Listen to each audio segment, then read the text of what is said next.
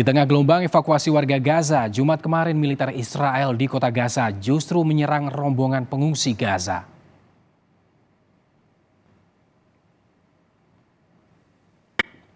Sejumlah mobil dan truk pengungsi terbakar akibat terkena ledakan.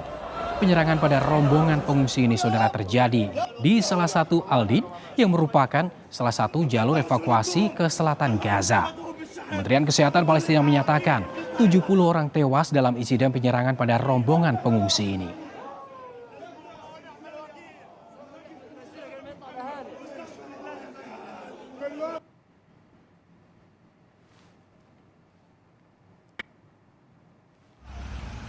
Sebelumnya militer Israel meminta 1,1 juta warga Palestina yang ada di Gaza untuk segera mengungsi keluar kota sebelum perintah evakuasi ini memicu kepanikan warga.